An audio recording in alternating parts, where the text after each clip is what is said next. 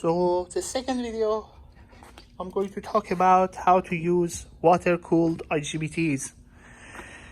Basically, you need to have a cavity where water goes and flows inside of it.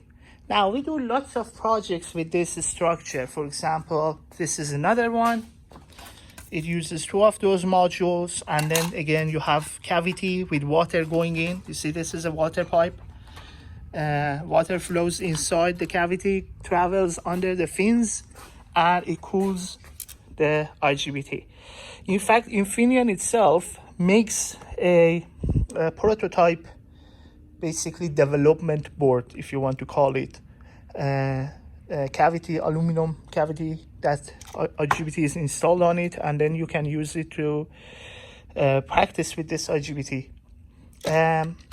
I'm not going to show you under this plate because the water channels that I've used is basically IP of ours, and I don't want to expose that.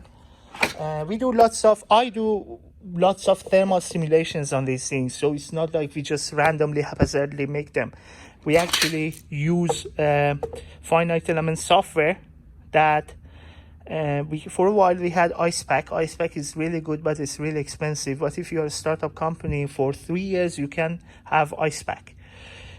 So I've had IcePack for a while. There are other software, cheaper ones available, but they don't perform as well as IcePack. So I'm not being paid by them, by ANSYS, but you have to admit IcePack is the best software in thermal analysis of power electronics. So for a while we had IcePack, and I've actually modeled and simulated all of this in IcePack. And the funny thing about IcePack is that it actually supports the fin design. You don't have to draw the fins. You can just say tell it the dimension of the fins, and then tell it that, hey, I have a plate with fins coming out of it. So it makes these cylindrical fins itself. You don't have to draw it.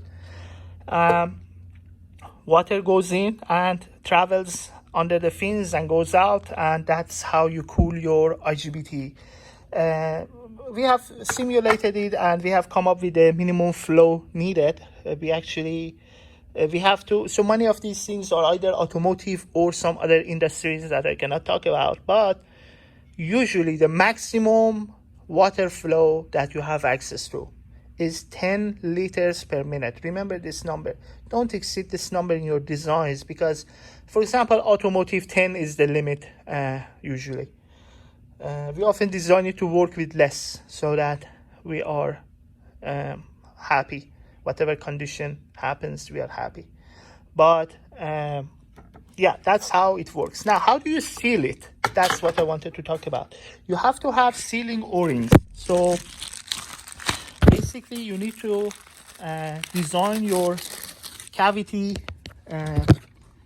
with a basically O-ring location, and then find an appropriate standard O-ring that you can buy from McMaster. So many of our mechanical purchases are done on McMaster. They are a little bit more expensive than other suppliers, but they have the best website for looking something up. They have a really good inventory of items, and we are located in Missouri, so McMaster is actually very close to us. We get many of our orders. If I order by 5-6 p.m., I get it 10 a.m. the next day, so it cannot be any better than that. It's a little bit hard to place it with one hand, but I did it. So that's how you place your O-ring. So you can see that how accurate the size of the O-ring has to be, both the depth and also the size, so that your standard O-ring fits inside your cavity there.